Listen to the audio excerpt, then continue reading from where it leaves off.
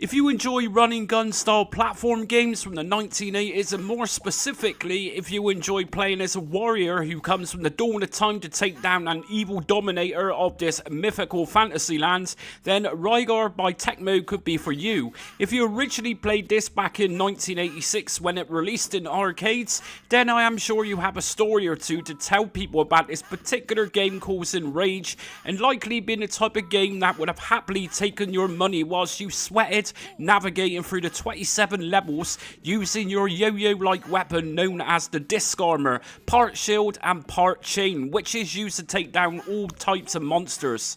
It's one of those games where you have no health, one hit and you are dead, and when you do die, which can happen very frequently, you will rage with pure anger. With the sound of Rygar being hit is a frustrating sound without a doubt, but to prevent this happening, Rygar's disc armor can hit out towards enemies in several positions, as well as stunning enemies through the levels by simply jumping on them. We get to collect all types of goodies throughout the levels in this game, which gives the player extra score points and even power-ups, which are only temporary though. Oh, and to make the game even more of a challenge, each level comes with a time limit too. Yes, Rygar is a tough game, and the further in you get with it, the difficulty levels rises to 100%, where you have to think, was this actually intended to be finished by kids in the first place? Definitely one of the harder platforms I've covered in this arcade port series. So you know the score. Today we are ranking from worst to best, the very best version of Rygar you could have owned back in the day, which matched the 1986 Tecmo arcade game itself. As always, no homebrews, just the original releases only.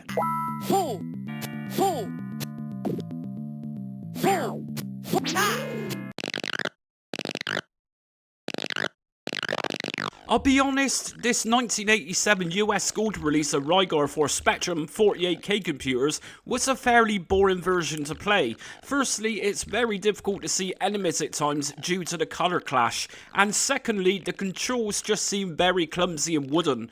I think the controls in particular could have been put together a little better than what they actually were. Now of course we do have a background, so to speak, whereas some other version of this video didn't even have that, but it's not really anything spectacular even for a Spectrum 48K release. It has no music but the typical ZX Spectrum sounds, which you either love or hate. In terms of gameplay, yeah, this version just seems extremely boring and not particularly exciting to play either. This release, and certainly by the year of this release, should have been coded for the ZX Spectrum 128K computers. By coding an arcades game, although a fairly basic arcades game for Spectrum 48K computers, is why we got this release. Very bland, uninspiring, and likely one of the worst Spectrum games I've played in terms of arcades conversions. I will say that there have been fairly recent homebrew versions of Rygar which made massive improvements to the game, specifically the Rygar 128K 2020 edition, which is clearly a massive upgrade from this original release.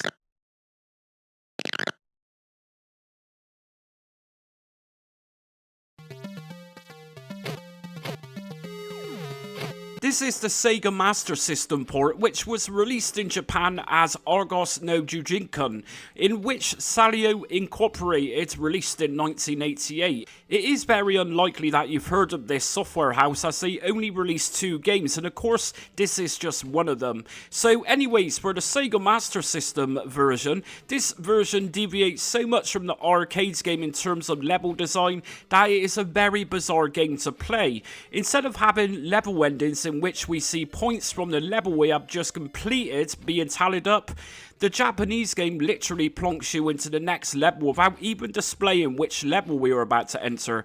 Some of the level design is so bad here that there are particular parts of the game which made me unsure. For example, spikes normally indicate death, but here we have entire platforms made up of spikes, and we can actually walk on them. There is also a fair amount of sprite flicker too, when too much is happening at once, that is, especially during waterfall background parts of the game. It's not the best Sega Master System game that I've ever played, it's just not really much fun at all, and much like the Spectrum version, it just seems very boring to play. When pressing firing up, the normal animation that we see isn't actually here. Instead, we just just literally get an upwards attack. It's a real dull game for sure. The only thing that I could possibly say that is anything good about this release is the music, and even still the music really isn't that great.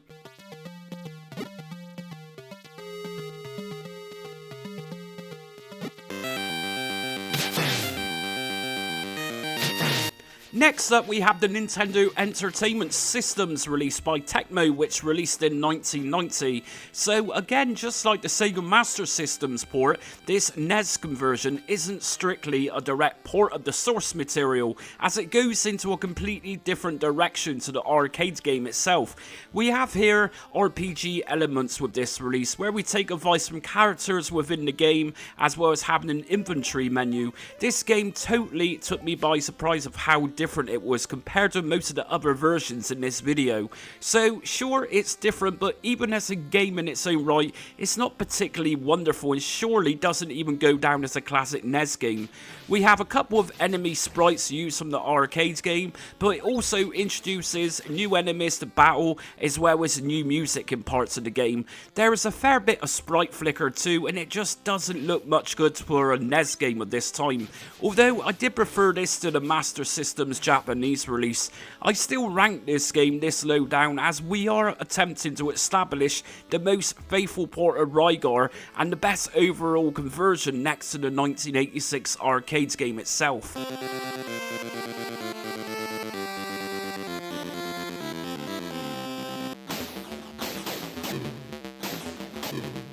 Now, this was the first ever time I played Rygar for the Commodore 64, and to be honest, after reading some feedback over on Lemon's 64 and seeing how a few people viewed this as a bad port of a classic arcade game, I was truly thinking that this version was going to rank much lower than what it actually did in this list.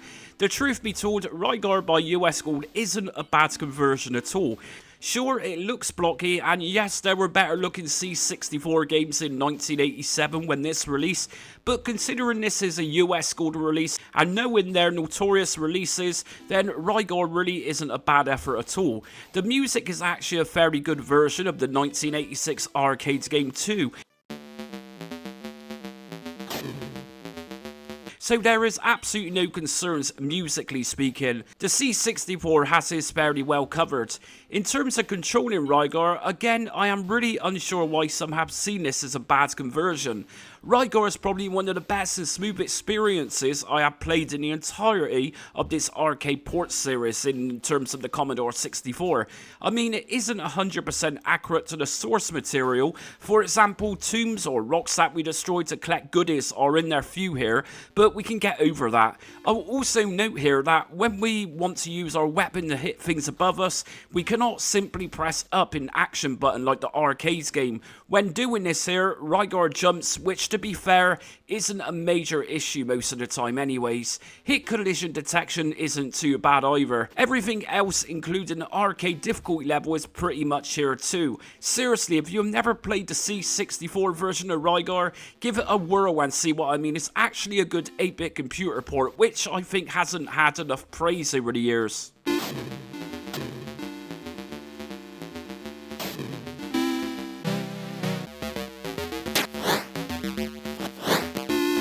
Well, I was honestly surprised of how enjoyable Rygar for the Amstrad CPC was. Granted, it took me a few minutes in adjusting myself to its slower frame rate, but having said that, I have tested a hell of a lot slower games for the Amstrad, and I think considering this, it appears to have been coded in mode 0 too. I think this is actually a fairly good accomplishment. As you will see from the gameplay, we have a background here too. Sure, it's not as the arcade game had, but we do have something, and it adds that more visual pleasing side to the game itself. Sure, I did praise the Commodore 64's version, but let's be fair, all that had was a bog standard plain background.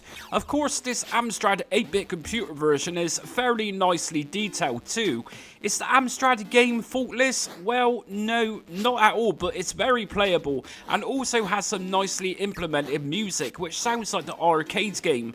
The included sound effects which works alongside with the music are nicely done too. When collecting objects within the game, the sound effect sounds awesome, almost like you have been rewarded for collecting something. So then, on with the not so good. Well, although I have played this game for a little while, there is no doubt about it that when Rygar jumps, it often feels like he is floating. The physics or weight of the sprite itself could have been so much better here. It's very likely one of the best CPC arcade ports I have covered, and like I say, although not absolute perfection, it's most certainly a real playable game with impressive music and sound effects and visuals. US Gold also released this version back in 1987.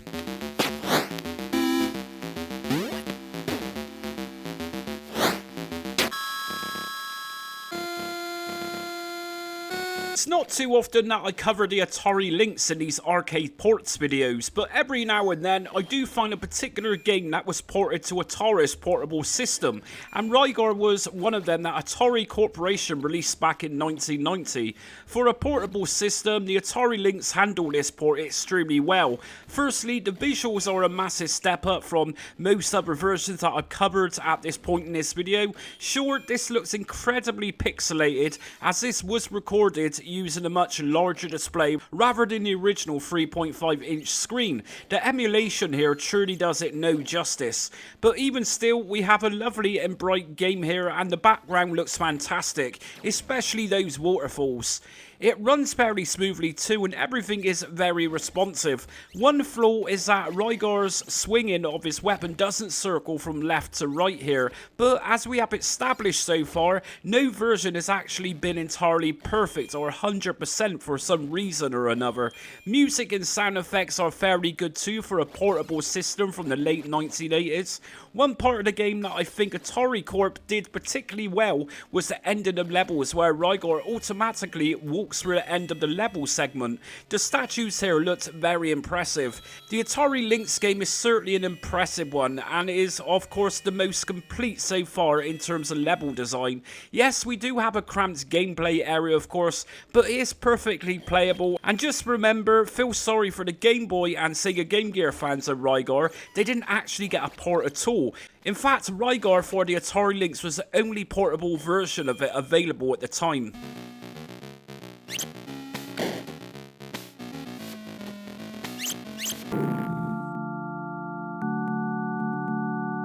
For anybody who knows the Sharp X68000 library of games, then it is quite likely that you already knew that the Microsoft 1994 release for the Sharp X68000 was likely going to hit top spot of Rygar in this video. This Japanese release is also known as Argos no Senshi, and as you can see from the gameplay footage, this literally is as close to the 1986 Tecmo arcade game as it could possibly get.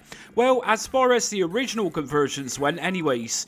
Many will likely think, was there not an Amiga or even an Atari ST port of the game? There wasn't originally, however Rygar for the Amiga AGA computers actually had a well-deserved homebrew version in 2019, which you seriously need to check out. As for higher-end computers and getting a really good version, then this Sharp X68000 was actually the answer. There isn't really much I could possibly say that would convince you otherwise, but if you wasn't aware, you would actually assume that you was playing the actual arcade game itself here. It truly is that good, as you can see. From the vibrant and contrasty colours used here, from the fluid gameplay and control system that controls Rygar flawlessly, this is most definitely the best of this game. If you were in Japan at the time of this release, you would have been very chuffed with this near perfect port of the game. And that's it for today's Rygar arcade ports video. As always, drop a comment below and let us know if you necessarily agreed with this ranking video today. Was you deeply disappointed with having a version that totally sucked? If you are new to the channel and want to catch up with this arcade port series, I have left a playlist in the comment section so you can binge watch every episode I have done. Anyways, until next video comes, thanks for watching. Ha!